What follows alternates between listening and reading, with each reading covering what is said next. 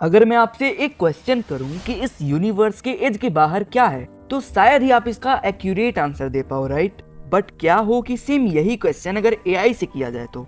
देखो, जब chat GPT को एक कमांड दिया गया जिसमें उसे एक सिटी के फोटो को जूम आउट करना था और जिसके रिजल्ट में उसने ये फोटो दिखाई, बट उसे थोड़ा और जूम आउट करने के लिए कहा गया, तब उसने पूरा का पूरा शहर ही दिखा दिया। और जब यही इंस्ट्रक्शन देकर इसे कंटिन्यूअसली जूम आउट करने के लिए बोला गया, तो लिटरली उसने पूरा का पूरा अर्थ का ही फोटो दिखा दिया।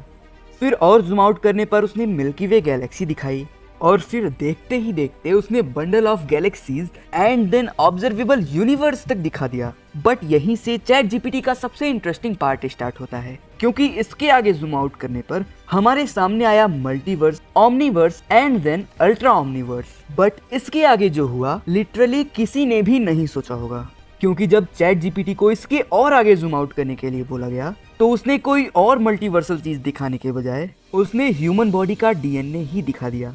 तो अब यहाँ पर ऐसा क्या हो गया कि जब जरूरत से ज्यादा यूनिवर्स को जूम आउट करने के लिए बोला गया, तो वो लार्जर स्केल से डायरेक्ट ह्यूमन बॉडी के मॉलिक्यूलर लेवल पर ही पहुंच गया।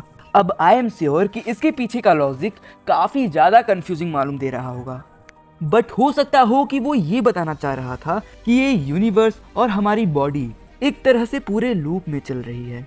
यानी इस डीएनए इमेज को फिर से जूम आउट किया जाए तो फिर सिटी से लेकर पूरा गैलेक्सी एंड यूनिवर्स होते हुए अगेन डीएनए ही दिखाएगा और फिर कंटिन्यू एक तरीके से लूप में चलता जाएगा। अब ये भी हो सकता है कि ह्यूमन ब्रेन कहीं ना कहीं या फिर किसी न किसी तरीके से यूनिवर्स से कनेक्टेड हो। अब ये सब कुछ सुनने के बाद काफी हाइपोथेटिकल लग रहा होगा, राइट? बट ये सब मैं ऐसे ही नहीं कह रहा हूँ, क्योंकि साइंटिस्टों ने खुद इस बात का रेफरेंस दिया है कि ह्यूमन ब्रेन सेल दिखने में स्पेस में मौजूद डार्क मैटर की तरह दिखता है। साथ ही यूनिवर्स में किसी भी स्टार की डेथ ह्यूमन बॉडी में सेल की बर्थ जैसा दिखाई देता है।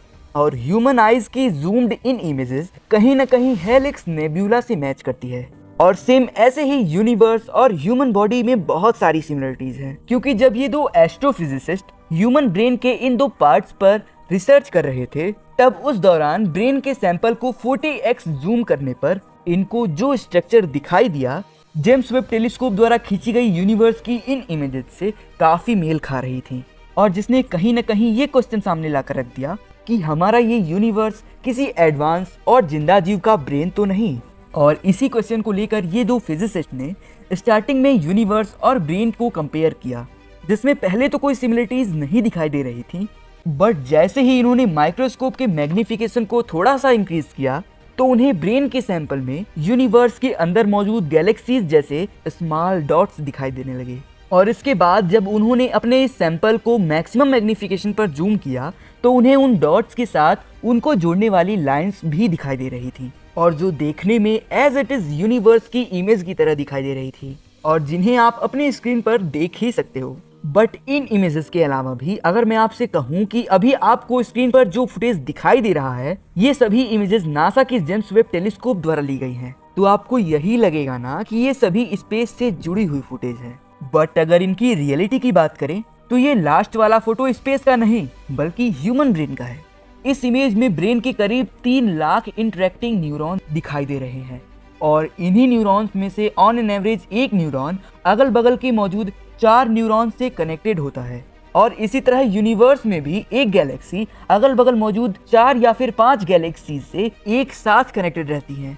अब ब्रेन स्ट्रक्चर और यूनिवर्स के बीच इतनी सारी सिमिलरिटीज तो इसी ओर इंडिकेट करेंगी ना कि हमारा ये यूनिवर्स किसी का ब्रेन हो सकता है।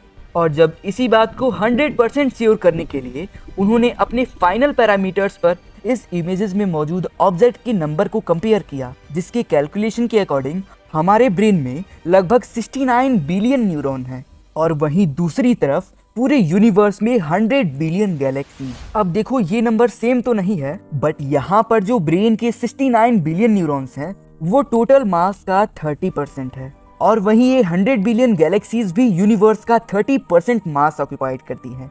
और ये सिमिलरिटीज यहीं पर खत्म नहीं होती, बिकॉज इनके बचे हुए 70% मास का कंपोजिशन भी सिमिलर है। मतलब ये दोनों ही एंटिटीज ऐसे इनर्ट सब्सटेंस से बने हुए हैं जो आसपास के किसी भी चीजों से इंटरेक्ट नहीं करते। ब्रेन के केस में वो सब्सटेंस है पानी, और यूनिवर्स के केस में वो सब्सटेंस है डार्क एनर्जी। बट क्या हम इन स्ट्रक्चर के सिमिलरिटीज के बेसिस पर यूनिवर्स को हम ब्रेन का एक मॉडल टाइप कह सकते हैं? क्योंकि अगर आप एक बात को नोटिस करो कि ब्रेन का मेजर काम होता है सोचना, तो क्या यूनिवर्स भी सोच सकता है? अगर हाँ, तो हमें पता कैसे चलेगा?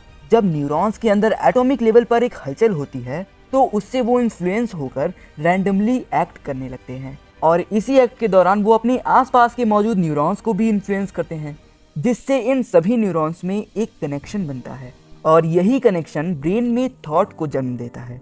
और सेम ऐसे ही जब गैलेक्सीज में मौजूद प्लैनेट्स, स्टार्स और एस्टेरॉइड किसी दूसरे प्लैनेट या स्टार्स के साथ कोलाइड करते हैं या फिर एक दूसरे के साथ इंटरेक्ट करते हैं, तो इनके ऐसे रैंडम मूवमेंट की वजह से उनकी आसपास की चीजें भी इन्फ्लुएंस होती हैं, और फिर यही इंटरेक्शन पूरे गैलेक्सी में ग्रेविटी को इन्फ्लुएंस करता है, जो इन टर्न वो दूसरे गैलेक्सीज के साथ कम्युनिकेट करते हैं, और फिर यूनिवर्स में एक इवेंट उत्पन्न होता है just like a thought.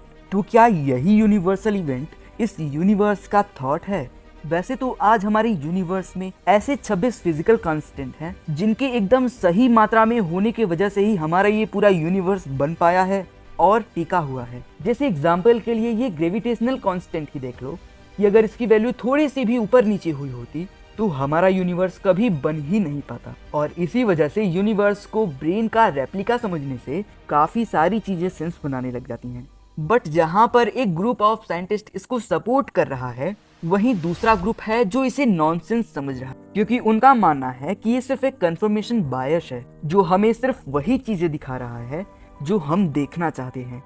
Just like this video, जिसमें आप इस क्लिप को देखो, यहाँ पर एक सर्टेन एंगल पर ही एक फेस बनता है, बट इसका थोड़ा सा एंगल चेंज करने पर ये पूरा स्ट्रक्चर बिगड़ जाता है।